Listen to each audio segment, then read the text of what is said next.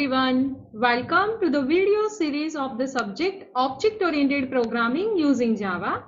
Myself, Hamalisha, I am working as an assistant professor in LG Institute of Engineering and Technology. In this video lecture, I am going to cover the Java terminologies like identifiers, commands, separators, keywords. Now this particular topic is a part of unit number 1, Basics of Java. So let's learn about this Java terminology. So first is white space.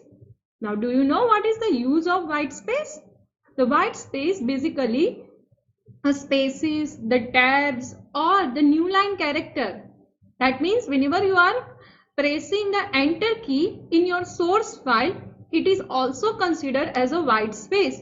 Now what is the use of white space? So this particular white space is used to generate the tokens of the language. Whenever you are writing your source code first converted into tokens, and then lexicon analyzer find out whether it is a proper token for the language or not. So to generate the language specific tokens, this white space are used inside the compiler, right? Now whenever you are using the operators like plus, minus, then division and modulo, this also actually used to generate the tokens, as well as separators are also used inside the sentences, right? So not only spaces but operators, separators, this also we can use to create the sentence of the Java source language. Now what will happen if you are not going to use the white spaces? Say for the example, if I am having one class and I am writing the public static void main without putting a space between public and static, what will happen? Will it generate the compile time error or not? Yes, it will generate the compile time error, and it shows you public static is not a keyword, right? So syntactical mistake will be there, and the language specific token you cannot generate if you are not using the spaces, right? So this space is basically used by the compiler at the time of lexical analyzing of your program and to generate the token, right? Now this particular thing will not work because there is no space between public and static. Now next is identifier. Now do you know what is the use of identifier and what is the identifier? This identifier basically names that identifies the elements of your source code. Now it is basically used to identify for the class names, variable names, method names, interface name and package name that we are giving inside our Java source program. Now identifier having some rule to define the name of the class, function, variables. So what are these rules? So here whenever you are designing the name of the identifier, it is a sequence of character set that actually consists of letters. That means you can use the alphabets A to Z small letters and A to Z capital letters, digits, underscore and dollar you can use in the name of the identifier string. Now all the identifier must start with a letter on or underscore, or you can use the dollar. Now it cannot start with the digit. That means you cannot use the digit 1, then give the name count, 1 count. That you cannot use because this 1 count starts with the digit 1. That's why. Now an identifier cannot be a reserved keyword like class, int, public, static, void, float. These all are the built-in keywords that you cannot use as an identifier name. Now this identifier cannot be a true, false and null, because these three are the literals that we are using with the object as well as boolean variable. This true false we are using as a literal with the boolean variable, and the null we are using as a literal to the any object, right? That's why we cannot use these three words as an identifier name in our program. So keep in mind, though these all are not a reserved word, then also we cannot use. Now the length of this identifier can be anything. You can give the any long name to your identifier, right? But you should use some specific name that is understandable to your program. This is recommended.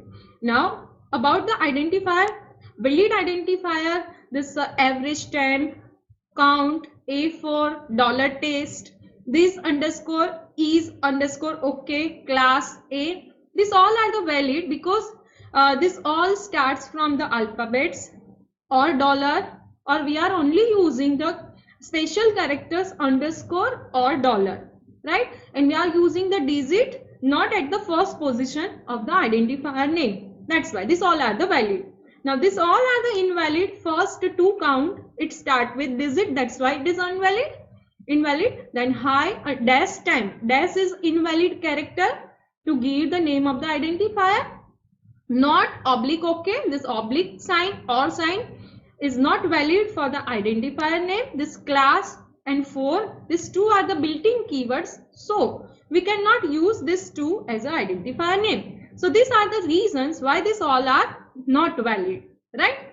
Now more about this identifier, you should keep in mind these points whenever you are giving the name of your identifier. Java is a case sensitive language, so area, capital A area and all letter capital area, these all are the different identifiers. So whenever you are using such identifiers, you have to keep in mind this thing. These all are different. So when you use, you just need to use as a case sensitive manner, right? Now identifiers for the naming variable, methods, classes and other items in your program. Descriptive identifier makes the program easy to read, right? Because it is basically used to give the name and this should be understandable. So avoid using the abbreviation for identifiers. Use the complete word. This is more descriptive. For example, number of students. You should not use this num, students, number of student, NO, stu, STD. Such a short name you should not use. This is only recommendation, but it is valid as a Java compiler. But your program will be unreadable and ununderstandable if you are using the short names. That's why. Now do not name the identifiers with the dollar character. By conversation, the dollar characters should be used only with the specifically generated code which generated by the Java compiler.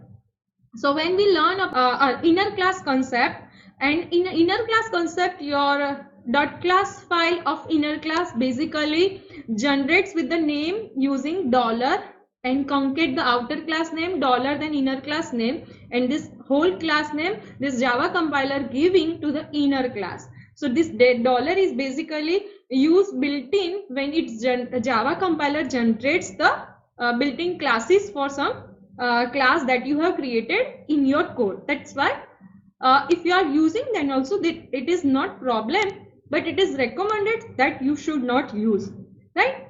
Now identifier, whether it is valid or invalid, you have to try it.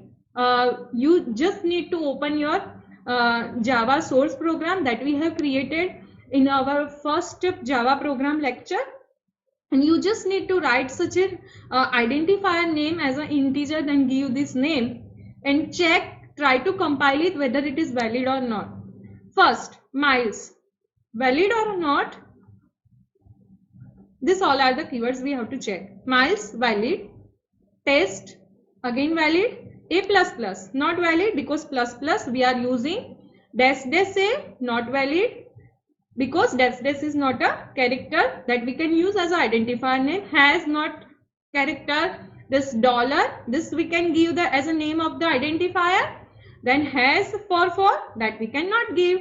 Now APPS, this is the valid. This class is again a valid because C is capital and the built-in keyword C is a small. Class built-in keyword, but C is a small, that's why this is a valid name. This public, again this P capital and built-in keyword starts from P small, that's why it is valid. This int is valid because built-in keyword int starts with I small letter, that's why this int is valid. X, this Y, this radius, this all are the valid because we are only using the alphabets. Now, what is the comments? The comments basically a statement which is ignored by the compiler at the time of compilation of your Java code. Right? Now, this comment basically used to define the purpose and description of your program, variable, classes and functions. So, if you are putting the comments in your code, your program will be descriptive and more understandable. You can define what is the use of variable, what is the use of class in a comment section. So, whenever some developer uses your code, they can understand the use of variable, class, functions by reading that code that you have put inside your comment, right? Now, the three types of comments are available. First is single line comment. It is same as C and C++. Single line comment, you just need to use 2 slashes. Multi-line comment / star /. In between, you can write your commented code. And the third is newly available with the Java. This is called as a documentary comment. You just need to use start your comment / then write your commented code, then end it with star and / only. Now in between code will be used to generate the Java documentation. This HTML documentations are available for the J2SE also. Such a document you can generate for your code also, right? So to this Java documentation you can generate for any .java file. And the command to generate this HTML document for your code, you just need to use the command java doc. Then just give the class file name test.java, right? So this will generate the Java documentation of your test.java code, and it will be look like this. This is a built-in Java documentation, HTML documentation. For the J2SE classes. Here this system class I have shown over here. Such a HTML code you can open in your browser and you can read the documentation of that class. You can read the functions, uses of functions of your class, and you can generate the same document for your code also by using the documentary command. And you just need to use the command java doc to generate this particular document, right? Now, what is the separator? The separator we are using whenever we are making a function definition, we are making a function call, whenever we are making the body of the class as well as functions, whenever we are using the array syntax, semicolon we are using to terminate the particular statements. The comma we can use whenever we are using the for loop declaration or whenever we are defining some variable, multiple variable declaration, right? So such a comma we are using. The period, this means dot we are using whenever we are calling some function with the object. Then colon we can use to create a method or constructor reference, and it is only available after JDK 1.8. Right, so this separator we are already using in the first program. We have already used the main definition, we have used this brackets, parentheses, we have used braces, we have used to define the body of the method and body of the class also. In array we will use this brackets also, right? And semicolon basically used to terminate the statement. So hope you people are already aware about this thing. So I'm quickly moving on the next topic. This is the Java keywords. This Java keyword basically used to create the statements of your Java language. Think about for loop, while loop. This we are creating, and this all basically used to create the statements of your Java language, right? Now this 50 keywords are reserved. So this 50 keywords you should not use to create a name of identifier, right? True, false, null are not keywords, but they are actually literals. You cannot use them as an identifier in your program. This I have already told you when I have teach you the identifiers. See, these three are not a keyword list, not in a keyword list, right? Keep in mind. Now the keywords const and goto both are available in a keyword list, but these two are reserved keyword, but there is no syntax available right now to use these two keywords. So don't use const and goto keywords, but these two are available as a keyword list. And these 50 keywords are available over here. Now, whenever we are moving in next units, we will use this all the keywords to make our program and to make our program logic and the statements of our Java source program. Abstract keyword we will use to create an abstract class. Assert, boolean, break, byte, case, catch, char, class. Class we have already used. Many keywords you are already knowing, and many keywords you are uses in the C also. This for, if, else, static, short, switch. This you have already used, right? This while. Now the remaining we will the new keyword which is available in Java that we will use when we go forward to understand this particular units, right? So hope you people are clear with this all the terminologies that we will use inside our Java program. So here I am going to end this session now, and thank you for watching this video. Thank you all of you.